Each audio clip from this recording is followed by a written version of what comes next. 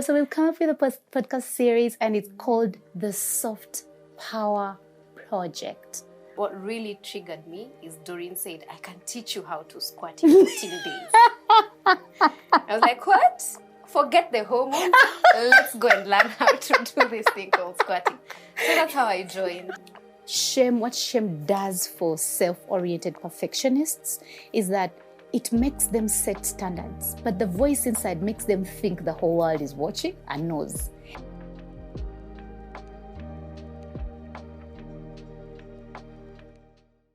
Hello there, my dear family. Today I want to give you a name actually so that I can come and say, hello, sensuous people. How is that? How is that? Sounds lovely. Sounds lovely? Yeah. Do you think the men will like it? Yeah. Do you think men would like to identify with sensuality? I think they do. Okay. Hello there, my sensuous people. From today onwards, I'll be calling you the sensuous family, right? Because pretty much you have seen that's where we want to be, sensual, connected.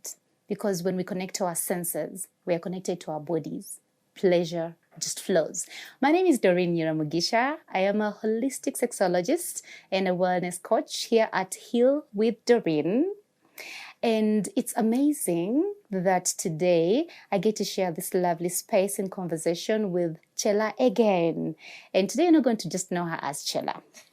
She's going to tell us something more, what comes after Chella, and I'll leave that to her. We come again to continue a very beautiful conversation that we started last Saturday. Last Saturday, we met with the ladies of the Sensuous Book Club. You see, Sensuous? So we have a space we call the Sensuous Book Club. We've already told you about that. That's the place where we read from. That's the place where we go for intellectual wellness. That's the place where we go for emotional wellness, and then we see how to weave that into sexual wellness. But from that place, we met last Saturday to review a book called The Perfection Trap by Thomas. I've just learned today that it's called Thomas. The Ugandan in me says Thomas. By Thomas Curran. The Perfection Trap by Thomas Curran. And we realized that book is not just a book. It was a mirror for a lot. So we picked up some things from the book review that we thought we should continue with you, and we have come up with a podcast series. You're going to see more of us. So we've come up with a podcast series, and it's called the Soft Power Project. You said that Chella surrenders better than me. Today I am going to be. I read it. I read the first comment on the last podcast. They said, Doreen, that's good work, but your guest looks like she can surrender better. So today my tone is going to be that tone because we're in this beautiful place that is sensual, that is warmer. I am sensual like that. If you throw me in the compound, I'll be loud.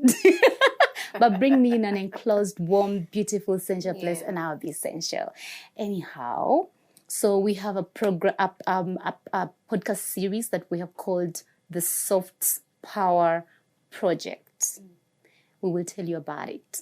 Of that is going to be a couple of episodes, but we are going to start by sharing with you the thoughts we found out from the book still, The Perfection Trap, and then the different topics that we have chosen to be able to share with you, and what we think we need to do as a collective to opt out of the perfection trap. We thought it was a good thing. We thought it was just a mindset thing. That thing is a survival strategy, and we don't want to survive anymore.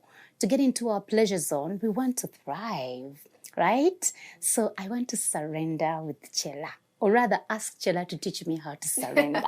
Welcome, Chella. Thank you. Thank you very much, Doreen. So you've heard I'm Chella. I'll tell you a bit more about myself. So I'll give you my official government name. That will help you in understanding today's series. So Kezia Ruto. Chella is the name I go by out of work, which is still my name. All my friends call me that. So anyone who calls me Chella knows me deeply. I do. Yes, you do. If I know that you surrender, surely I know you deeply. So I'm a lawyer by profession. This is my 10th year of practice. 10th year. Yeah. Looks have can questions. be deceiving. I have questions. I have questions. Yeah. Yeah. 10th year of practice. If I'm not working, I'm with Doreen doing wellness. I'm in this sensual community, the sensuous woman community. It's a space I love being in because I've walked such a journey with it from 2017, actually. Wow. Yes. Wow. Every time you say it, I'm like, wow. 2017. We have lived together longer than I've lived with my family. I mean, I was thrown in boarding school, so I didn't live with them as long as my sisters don't know me as much as you know me here. Yeah, so it's been a beautiful journey. And for this podcast series of the Soft Power Project, I'm really looking into going deeper. Oh, you are? I am seeing how we can impact even those who want to join our community and actually bring out why we do what we do, right? So that's really what I'm looking forward to. Tell us about the sensuous book player. Okay. Because I think we keep talking about the sensuous book player, but we've not told people deeply what we do there, who you are there, who I am there. Yeah, just a bit like what do you do? How do you like? What made you? Because we say wellness is a 7-faceted, pillared kind of like space. Yeah. But you chose your space. Yeah. Some people chose other spaces, but you chose your space. Yeah. Tell us a bit about that. So, like I said, I started wellness in 2017. And at that point, I was curious. I didn't even know my blood type. I met Doreen at my sister's bridal shower. This beautiful lady talking about blood types and how you need to live a wholesome life, eat healthy, balance your hormones. At a bridal shower. At a bridal shower. So I was like, what are hormones? I mean, what is she? But I could tell there's some depth in there. Yeah. And I said, I want to join.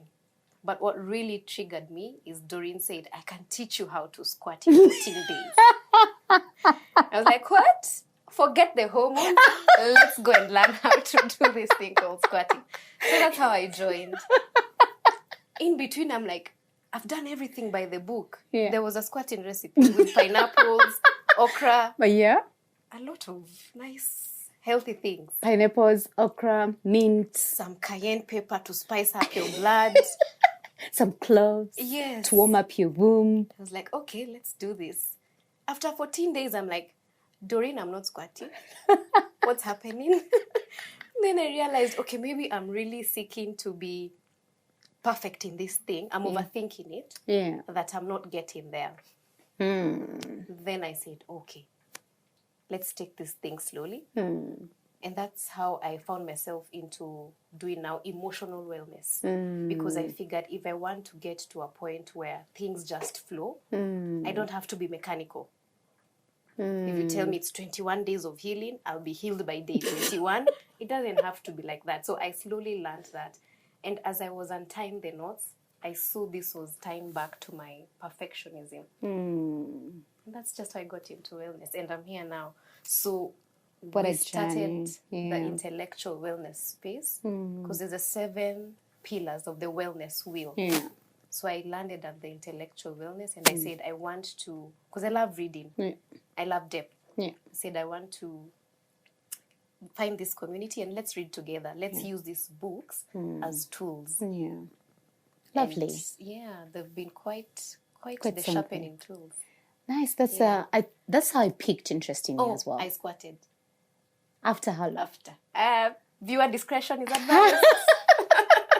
But it's been a journey. You will tell us about that because I think there's a part where we will talk about perfectionism and the career in our careers, but also really how most people, almost women, men and women, are not able to heal because of the control loop that perfectionism does give us. And that when we surrender, you don't count the months, the days, you don't get to control the outcome. You're not able to say, when I curated the hormone reset program, I used to have women ask me, so Doreen, I want to lose weight. How long will it take? Doreen, I want to squat. Will I squat tonight? Like there's a lady who even tells me, who asked me rather, Doreen, I've seen your podcasts. I want to come and you teach me how to squat. Then she asked me, how much is the session? I said, per hour, I charge 3,500 Kenya shillings. She's like, will I squat that moment? Like the whole concept of surrender and lending yourself to the experience not happening at all. We will get there. But I want to go back to the book review. Yes. So we had a podcast where we talked about before the book review moment. We talked about the book. We talked about why we chose the book, why now, We're at a tipping point. We're at a point where women are saying, I'm exhausted. I'm tired of being everything. I don't want to be called strong woman anymore. I'm tired of being called superwoman. We're not looking for those roles anymore. And women are saying, I want to just enroll for the soft era movement, And women are now desiring more rest, more enoughness, more wholeness. And this book comes to help them unpack. Yeah. So it doesn't just take us through the mindset, but it helps us unpack. So we unpacked on Saturday. Saturday, which date was it? 19th? 19th July. 19th of July, because I'm remembering Lamu. I had a retreat before that, so the retreat dates are still in my mind more than the book review date. But on the 19th of July, which is last Saturday, we unpacked with the ladies that have read the book. Yeah. So we talked about the projections that we had, what we found out about the book, just the two of us. Chella is the coordinator of the book reading in the Sensuous Book Layer. I am the coach, the one that comes to review. And so I definitely pick books that fall within my forte. I pick books that I can be able to break down, given that I'm a hormonal coach, an emotional wellness coach, and a sexual wellness coach. Really, for me, perfectionism ties into all those things and hinders most people from actualizing their dreams, or being able to find satisfaction in those areas, right? Yeah. So we talked about that, but then we unpacked with the ladies. Take us through what are some of the 3 key things that you found the ladies, found make the book so relevant for them. And what they vowed, what we vowed to go away and do, if you don't mind. Sure. I'll start with the one that really stood out, because most of the ladies there are mothers. So what was really coming out is they're seeking to be the perfect mother. If you don't breastfeed your child, society tells you you're not a good mother. Yet you're struggling possibly with even milk production. If you give your child maybe your phone as you distract yourself because you don't have any help around you, they will label you as a bad mother. So most of them came out saying, you know what, as long as I'm giving my best to my child in the best way that I know how, I am good enough a mother. Right? And secondly, and related to that, there's a lot of comparison that came out from the conversations that we have. How is Doreen, let's say, running her home? How is Chella running her home? Am I less of a woman? I'm not a strong woman. You talked about being strong women. Am I less of a superwoman, a strong woman because of things I'm not doing? Let's say if Doreen bakes for her children every Sunday. And I don't get to do that because it's my rest day. Does that mean I'm a bad mother, right? And also, bedroom matters also came out, funny enough. A lot of performing for love. Why do you say funny enough? Funny enough because I never expected, maybe because I'm looking at myself as an example.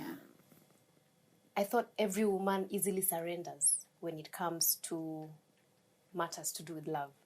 You don't have to perform to receive love. You don't have to say, if I don't look my best, this guy will not like me. This guy will not ask me out. So I got to see that a lot of us, even subconsciously, perform for love, perform to receive, right? So there was a lot of reframing around that on Saturday where we are saying, I am good enough, even with my cracks. This is where my truth lies. This is where my light actually is. So I think those really came out very strongly. And one thing we did that really solidified this getting away with the trap is saying, I am becoming and I am enough and I am not a perfectionist. There's a lot that I got from the book. The first one is that I am enough. That I am enough. What I love about the book is that especially I strive a lot. Like I'm always trying to make sure everything is perfect. I'm always trying to like just go too hard, and I feel like I never actually reach the ceiling. And I think what I loved about this book is that it's allowed me to be okay with just what I can do that's within my power. Like I don't have to strive too much and kill myself while doing it. My aha moment was almost at the end, when he just talks about beginning life and beginning life by just enjoying the process, and that I am what I am and what I am is good enough. And I really wish I could meet Karen Honey in the 40s and 50s, and she would have been a good psychologist for me back then, if her stuff is still applying now. Yes. My aha moment in the book was reading about self-oriented perfectionism and how it impacts us in our day-to-day life.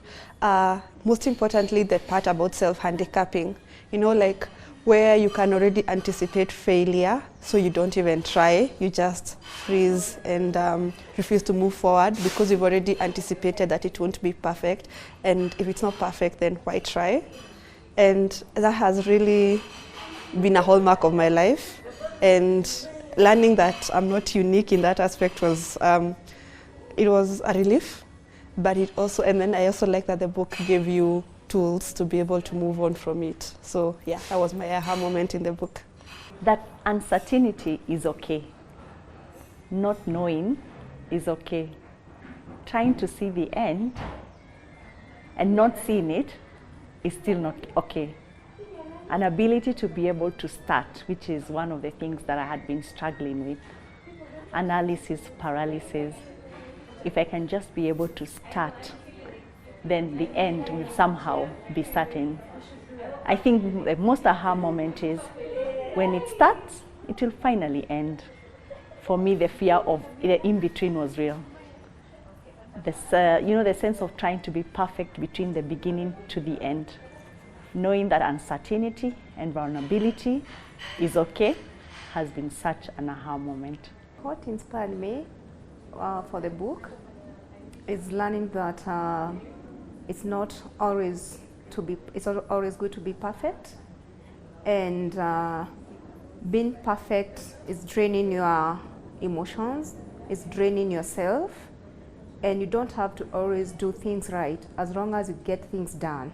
Also at the review, we said society is socially prescribed, or rather socially oriented perfectionism is the one that is affecting people the most. But then we said, we are now the society. Yeah. What will our children say? Our children are going to go saying, the society I grew up in.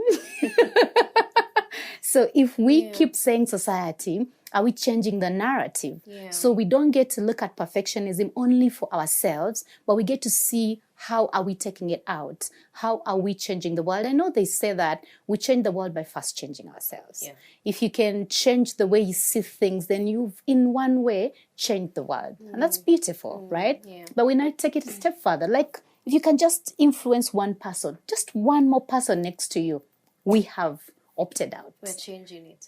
We're changing it because we said, we declared we're opting out. Like, I liked when the women said that I am not my performance. I am my becoming. Yeah, yeah. I am not the performance anymore. Yeah. And going back into looking at that. So we are the society. And so it's beautiful. It was really nice to see women come out. You know, like the ladies who I never used to see in the book club really talk that much.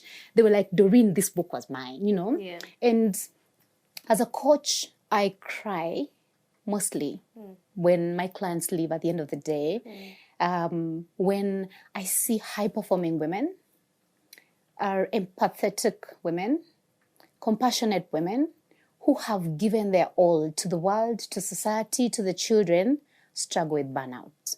burnout is not just burnout. You know, I hurt when I see these women silently talk about hypothyroidism, because that's what, now by 50, that's what they're having. Hypothyroidism, endometriosis, fibroids. Yes, these things are tied. Because one of the ladies at the review said, and I will quote, you know, she said she was working in the Middle East. You know, like when she knew she was a high-flung perfectionist, she got burnout and was admitted.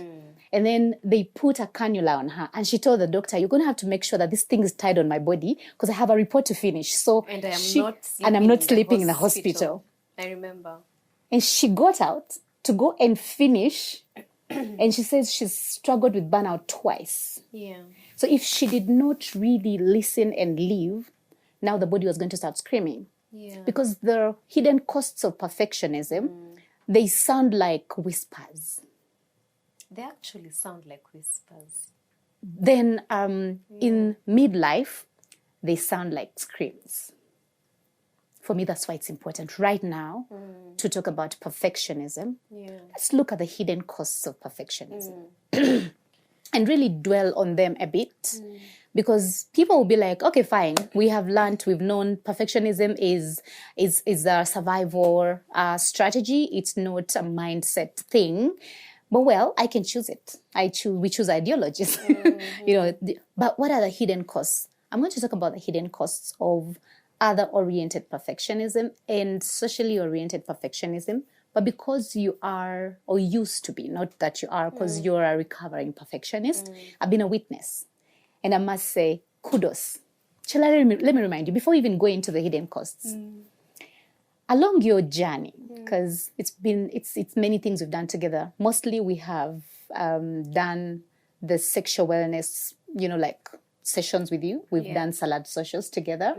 Then we've done the emotional wellness, but you enrolled for Revive, the program I'm running that helps women heal their mother wounds, right? At the time when I was introducing mother wounds, I was afraid that it would be too heavy for people to unpack without the witness of a therapist or a coach. Because, you know, when you're bringing up stuff in a WhatsApp group, you, as a coach, I have to be able to see how far have people gone, how much can they hold. Because, again, when you give people too much, you dysregulate them. Yeah. You could re-traumatize already traumatized people. So there's that fear, right? So I had to, like, dose it kidogo. But even when I was dosing people out, women were like, you know what? For me, I can't even think about my past. It's too heavy. I can't unpack it and survive. Yeah. Like I would have to take a whole year crying again. And it was sad to think that up until we read The Body Keeps the Score. And they're like, oh my God, it's in my body. I can't now just keep it in my head. Yeah. I can't bury it somewhere in my brain. It's in my body. And then we saw the hormonal imbalances. We saw the anorgasmic or anorgasmia, the sex dysfunctions and how they're in the body, the shame, the guilt, the fear, the self-judgment, all of it, the stiffness, the rigidity, the clenched jaws. I remember I used to tell women, you can't mourn with a clenched jaw. You can't. You know, like we've been clenched for years that the vagina is not mourning. I think you taught us about the, sorry to interrupt, the vagus nerve and the connection. Yeah, the connection between the throat, this throat and the, you know. That's for another episode. So, you know, then they're like, okay, I open up. I surrender to healing. You came in and we started with your healing the mother wound. And the most beautiful thing was when you organically came. You know, I didn't say, Chella, now come. Because you had already said, I am a perfectionist. But I didn't want to come and say, now come we heal, you know, the mother wound, right? And when you came, you asked me, but Doreen, is it possible that one can heal? Is it possible to heal from these things? And I remember looking at you and telling you, away from just being a coach, I personally have healed things. Yeah, I remember. And I will tell you for a fact, it's more beautiful to lend yourself to the creativity of healing than to just choose not to. Guess what then? You were controlling outcomes. You were like, I can only come to heal if I'm going to heal. Black or white, right? Oh my, yeah. I remember. But since then, when I mentioned that, what I saw was the surrender. Because you surrendered, and every time I see you, I tell you, but Chella, you used to be that, now you're this. Now I can show you what, like, you're mirroring. Yeah. You know, like, I can show you what you are, and you're like, actually, I used to be that. I used to be that. So in surrender, you found healing. In surrender, you found this soft girl. We want you to share with us your soft magic. But before that, now the hidden costs of perfectionism. You tell us how you surrender. You know, to the hidden costs of self-oriented. Yeah. Okay. Oh, it's a heavy one, but I will try. So we really self-criticize. I used to do that a lot before I started the recovery and surrendering myself to the healing. I would really self-criticize. I would catastrophize and setting very high standards for myself. My profession doesn't help, so to speak. We'll come to that. But it doesn't help. So I would set very high standards for myself. And if I don't meet them in my own eyes, even before I fail, I start hiding the failure. Yeah. And what that did for me and robbed me of as a hidden cost, there were high levels of anxiety to the tipping point of being very, very secluded and finding yourself lonely, finding yourself borderline depressed, because you analyze till you paralyze yourself. It's called analysis paralysis. And it's actually before I said, you know what, let me surrender even to the healing programs, I noticed the whispers. You call them whispers. Yeah. And these whispers are hidden in this hidden course we are talking about. Yeah. So I could wake up at 3 in a panic attack and I can't sleep. I don't think I've even told you this. You used to mention, remember when we talked about the blood group concept, not to take you away from that beautiful moment, you used to mention poor sleep. Oh, I did? Yes. Look at that. Yeah. So I would wake up and I could not go back to sleep because I'm now thinking I could wake up with, let's say, a work report in my head. Something that has already been done, has been presented and, you know, was successful. But I would wake up and think, I could have done better. Could have done 1, 2, 3. And my body would be tired. My energy levels would be down. I could get eye bags. So these were the whispers. Like, Actually, I could remember feel you so then. tired. Yeah. Like someone would look at me and say, your work is stressing you. I'm like, really? So I'm also trying to hide it, and I'll say, no, I'm okay. Maybe I just didn't sleep okay. But I had to sit with myself. Because as a coach, Doreen can put out all these healing tools you can put out and call us. But until you sit with yourself and actually realize, I actually need this particular kind of help, and this thing is not serving me. So I realized it's not serving me. Everyone around me, like I shared with the ladies on Saturday, would celebrate me. Yeah. Like I would get promotion after promotion after promotion, and they would celebrate me. And I would sit and ask myself, why are they doing this? I'm not yet there. I'm not yet. Yeah. Because I've already set a standard. Yeah. So until I sat with myself and realized, you know what? Just flow. There was a lot of blockage. And you know, with blockage, even creativity can't flow. No, it can't. Emotion cannot flow. I realized that I was at a point, I blocked my emotions. You could not even read me. You had a stoic outlook. You could not read anything. And when I say you, I mean everyone. Everyone, even my partner, could not read me. And when you block yourself from feeling, that blockage remains in your body. And it does now harm to you.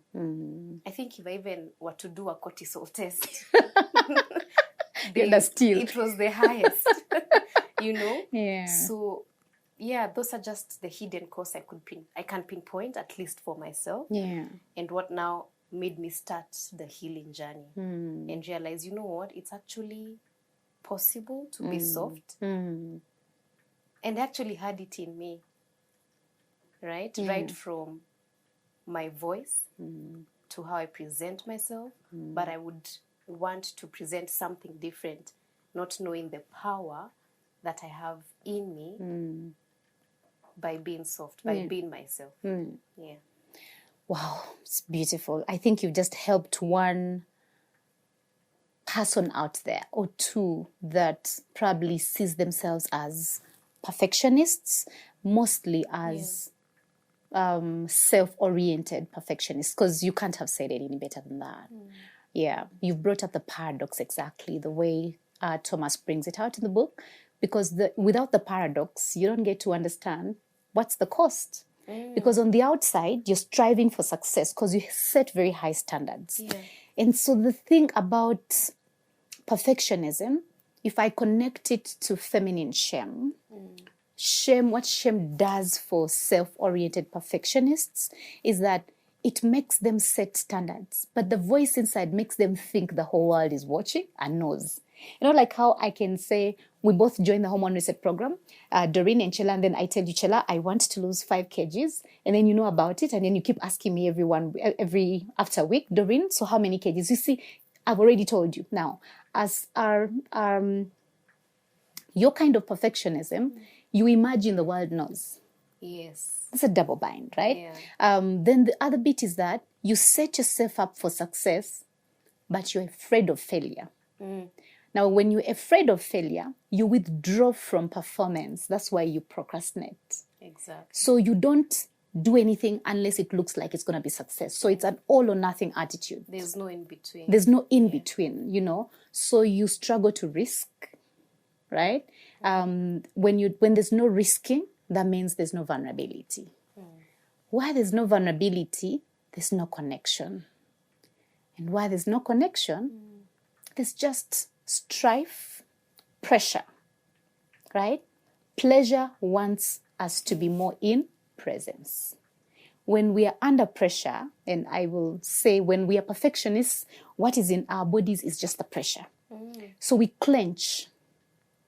And when I'm talking to women about sexuality and we're looking at psychological blocks to pleasure, perfectionism is one of the blocks to pleasure. And why?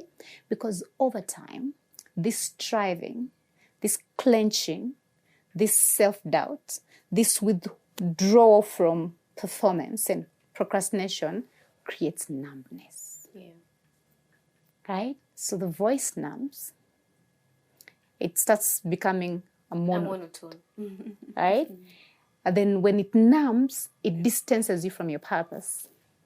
It's not easy for you to remember who you are. So when you self-criticize, you believe those thoughts very fast. So you have the automatic negative thoughts. Yeah. Then you get cognitive distortions, right? Which are thinking traps, right? So the success that you are working for, now you start pulling yourself away from it. But mostly now it's what remains in your body. The clenching, so the jaws are clenched. For most perfectionists, the stoic look is now the armor, right? And so it's red. Now you're so lucky you are blood type B. You know, so self-oriented perfectionists have what I call the calm look. Yet on the inside, there's fire. Turmoil. It's turmoil. Theirs is curated, soft, calm, collected, good girl look, right? But then you can see the rigidity, right? And that rigidity means they will simply be agreeable. They won't allow it to be messy, dramatic. You know, they won't be allow the voice won't be passionate. It won't be the voice that flows. It will be the organized voice. It will be the organized pose. It will be the organized stature. It will be, those things. I've enjoyed watching you heal to the point of you coming for D&D to dance. I was in shock. And, you gave us a poem. I'm like, what? This girl, before you were rigid. But then now we have seen you soften to a point of being able to allow yourself to step on the floor and allow us see your messiness. Yeah. I wish I can replay for you that video. Wow. When you allowed yourself to, play with your hips, Yeah. Without caring if they're actually, moving in a particular way, where you let your voice shake, but you still give us the poem. I love to see that you're now allowing yourself to drop the armor Yeah. and get into sensuality and let it heal you, right? Yeah. Before we can conclude this moment, let me look at the hidden costs of the other-oriented perfectionism. Because once again, to remind you, for purposes of this podcast, perfectionism has different dimensions. It has the self-oriented perfectionism, the rather self-oriented perfectionists. Then we have the other-oriented perfectionists. Then we have the socially oriented perfectionists. The socially oriented, they're always checking like they see themselves through the lens of society. So they crave approval, validation. So the hidden cost for that is that the high flung, like your traits are like double for them. Yeah. So they have higher suicidal tendencies. They have higher levels of depression and anxiety. They have low levels of satisfaction. They have such a huge fear of the future. They worry more about the future than the present. They struggle more with loneliness. Yeah, because they always worry about what society will think, so they'll rather keep away. Even convincing them to come for the podcast, would be very hard because they would have to worry, how many people view you, who is, I think they would even go into my subscribers and see who subscribed for Heal with Doreen before they can come. So they struggle with loneliness mostly. They like this. They get paralyzed more than the self-oriented. The other oriented, mostly they have poor altruism. Thomas talks about altruism is the capacity to have or to care for others in a way that benefits them. Being able to not just be empathetic, but to care about others' well-being, others' success, others. So the other oriented perfectionism really gives them a grandiose personality. It makes them have low levels of altruism. It makes them less caring. I would say it makes them more pushovers. Correct. So they struggle with loneliness. They have poor quality relationships. I think they also have chronic low self-esteem. They have low self-esteem. They have such huge levels of low self-esteem. They struggle to keep relationships. So even when they are bosses, they're always firing and hiring. So pretty much that is why we think dealing with perfectionism is dealing with so many other things, that we could be struggling with as a society. So finally, how do you see perfectionism in the legal profession? As a lawyer. Because, you will hear from in the corridors, people will say, "Hey, lawyers have some, not all." Because, you're an amazing lawyer. There's no, even before you started healing, I've not seen in you the things that people say. They have, they will make sure everybody knows that they are lawyers when they're in an environment. They're outspoken, but just like me, sometimes people will say I talk too much. I am outspoken. My voice is I'm articulate and I'm confident, but it can get too much. But do lawyers suffer any form of perfectionism? That's a strong yes. Oh. That's a very strong yes, because I see it. And being a recovering self-oriented perfectionist, it's easier to tell. Let me relate it. For example, if I see you have symptoms of pregnancy, if I've had a child, I'll be able to tell you. If it's your first child, you will not know. You'll just come saying, "I feel tired, I'm throwing up." But for me, I'll easily pick it out and tell you, it may be 1, 2, 3. So I can see it with my colleagues. And not just to narrow down on the lawyers, but it's just because I'm one, so I can easily speak about it. There's overperformance, there's overworking, there's overexerting yourself to want to be the best. Before I moved into what I do, I would go to court, litigation. You'd want to win a case, such that if you don't win, that's where the depression kicks in. That's where the catastrophizing kicks in. I'm not good enough. What mistake did I make? why was my case not the one to win? What does my client think of me? So it was a lot. It was more of even socially oriented perfectionism. That's what I see.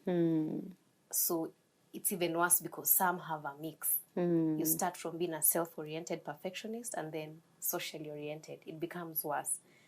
I have colleagues who've actually committed suicide. We've had stories of someone throwing themselves out of a building. No. This was actually in the papers, I think, last year. And most of them are men, right? So if I can just quickly say, I wish they could join such healing spaces and communities, because we are doing so much, and this is a call to you. If you can find a community, please do, because we do so much as women, and we move quite fast, but we leave them behind, right? I'm not saying that all the perfectionists who are lawyers are men, no, but the higher number that I see is that. So I see it every day, Doreen, and it creeps in the most silent of ways. You can have a boss who is other-oriented, and they bring out and they want to push you to give the best, and yet I've given my best, but they're saying, no, they need do more. this again. That's why you talk of toxic law firms.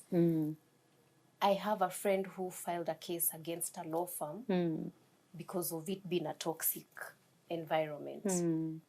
And it's because I think I can say her boss is an other-oriented perfectionist. So you push to that extent where you feel, no, this is not. He doesn't have altruism. He's not able to see and say, I've pushed her beyond her capacity. Yes. Because when we are perfectionists, we asked, because women at the reviews asked, so how do I, what makes it hard for us to know our boundaries? Yes. And I said it's not a felt sense. Yeah. We don't have a felt sense of satisfaction.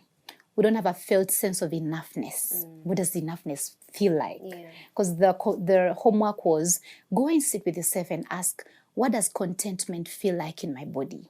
If you had to close your eyes and visualize your success story, what does it look like?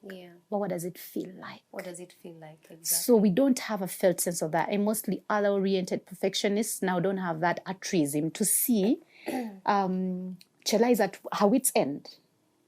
This is where she stops. Cut now her we need to some slack. hire somebody else to continue this. Because you want to be hired and kept for your enoughness. And how There's something to you that can be used, but now instead of constructing something else in you, which is going to push you and make you sick, there's no capacity for acceptance of self. Just one last thing, how I've also seen that play out, especially for the other-oriented perfectionists among my colleagues. There's what we call imposter syndrome, where every day, in as much as you do your best, there's that feeling of you're not good enough. And that still boils down into anxiety, still boils down into moments of depression, because this imposter syndrome that you place on yourself, it's just you placing it on yourself. No one else will come and say you didn't litigate that case well, you didn't present. What does litigation mean? Oh, litigation. I'm sorry, litigation means, without using the word litigation, going to court and litigating in court. Presenting a case, arguing a case out. That's litigating. Okay. Yeah. Litigating is the active. Okay. That, arguing over case. Yeah, arguing. So if I'm a litigator, I go to court and I argue cases out for people, for my clients. Yeah. Nice. Yeah. Thank you for that. You're welcome. Right. So beautiful. I see perfectionism in the healing world as well. Yes. Tell us about that. As a coach, I can tell someone's capacity to heal and what makes other people not heal. Sometimes it's in us. Can a client come to you and you can tell this client who is not ready to heal? If you tell me your blood group, I can tell you. So is it that they are not ready? You can tell they are not ready or they cannot? No, but usually by the time, because that's the thing, by the time someone calls Doreen, unless Chella brings her sister or her friend, I usually say there might be a block. Because as perfectionists, especially other-oriented perfectionists, we see the light in people, we see the pain in people, and we push them to dealing with it. So we're like, come and see this lady, come and see this coach, she'll help you conceive, she'll help you deal with your womb issues, she'll help you deal with your hormones. I see so many, my clients desire their healing for their friends. And I tell them, until your friend gets the call, until your friend feels it, until your friend feels like it's time for her to do it, she's not ready. Because when they push them when they're not ready, I know it won't work. It won't work. Yeah, I can tell mentally, like even by their body language, that they're not buying into this. So they're like, convince me, you're trying, but no. But now there are these ones who choose to come for the healing. Yeah. So we have a program called the Hormone Reset Program.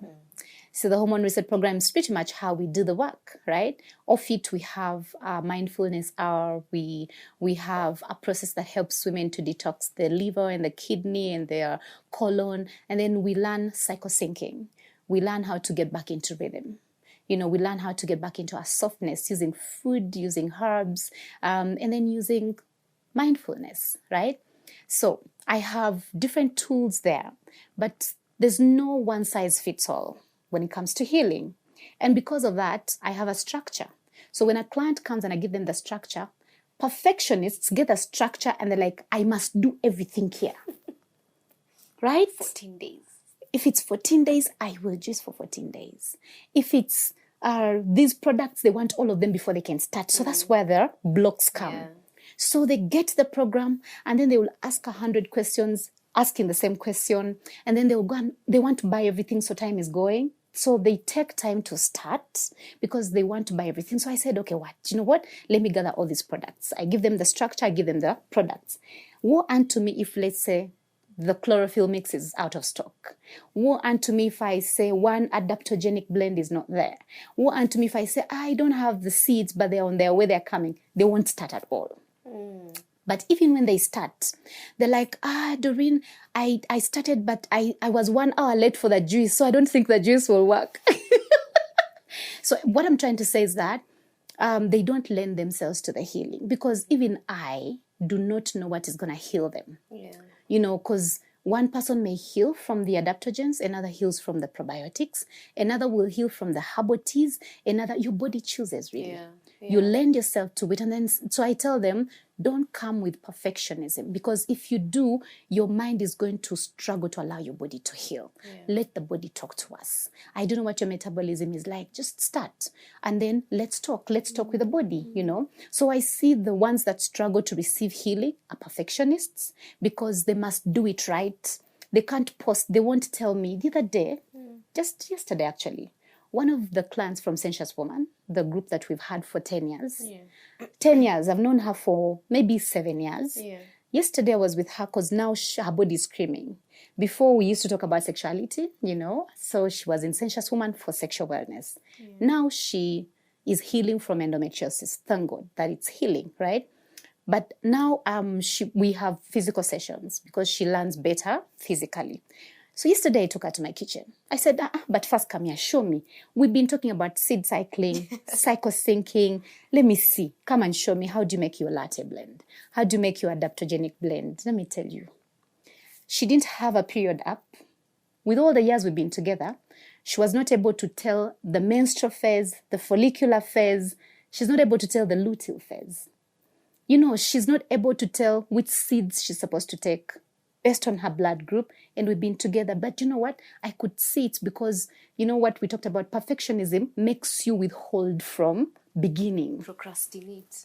So that procrastination, it comes in and it makes you feel like, until I do, I need to first learn this, I need to first learn. So they take themselves behind, yet you think they're actually doing. She had been spending so much money on me. And I said, I don't want you to continue spending money if it's not doing what it's supposed to do. Let's first see this. I told her, now I need you to be posting every day.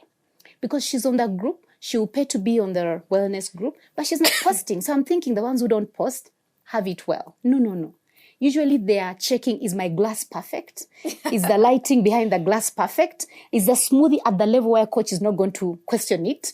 And if I write what is in this, is it correct, politically correct? Like they check everything, they overanalyze, and then they lose it. So in the overanalyzing, they get tired. then they don't start. You don't start. You know, because they analyze the process, they wear it already, that they are not able to start. And the 21 days end, and then they pay again, then they're not able to start. I told her yesterday. So let's get the app together. Let's map your days out together. Yesterday is when we went and she actually aligned with her cycle. I told her, how long is your cycle? She said, my gynae says it's 30 days. I want what your body says. I want that by now, or my desire would be that by now, your body is the one that says, based on how I feel, today I'm ovulating. Based on how I feel, I'm on my luteal phase. We are there, you know. But the perfectionists, they will be with me for 10 years and they will still not know what their cycle is like. But that's a contradiction, because if I'm a perfectionist, I know my dates. Yeah. I'm finding that a bit contradictory. That's the thing, because you mentioned it. You want success, but then you procrastinate. Therefore, you don't start. And the days can go by. Yeah, so we all have different places where we linger, where we overstrive to a point that we even get sick. Yet we've been in this place where we're talking about seed cycling, probiotics, because we've tried all those things, you know. You've done the seed cycling. By now, you know what your seeds are. Yeah. Probiotics, you know which one is for your blood group. You know the herbs that, you use. But there's women who have been there for 10 years and they've been wanting to start. That's what perfectionism does. It paralyzes people. Yeah. Because you see, that's a paradox. You think now that she's in the group, you know, she's doing well.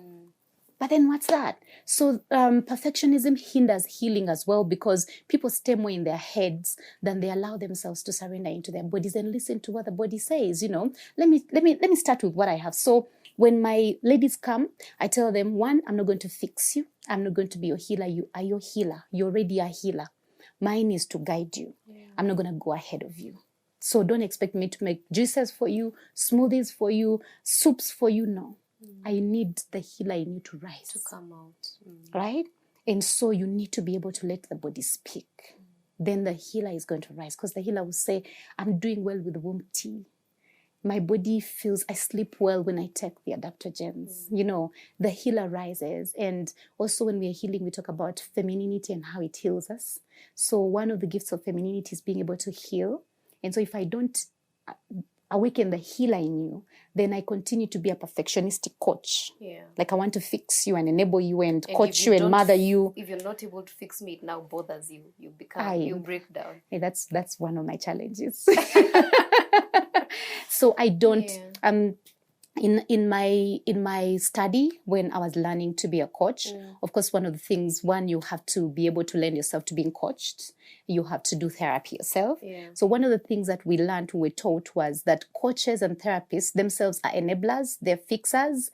They keep people on, you know, one trend after another and all those things. And that the healing is that we need to be able to learn how to birth the healer in people, as opposed to going ahead and fixing them so that they're dependent on us. So the wellness community is also filled with coaches that create codependence.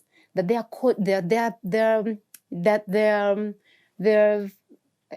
people are dependent on them. Without them, they feel they're broken. They can't do without. Yeah. If you notice now, for me, that's what I tell you. I'm not going to spoon feed you. You either want this or you go and first prepare yourself. Then you come when you're ready for it. And being ready for it is that you know you're going to be in the driver's seat. Yeah.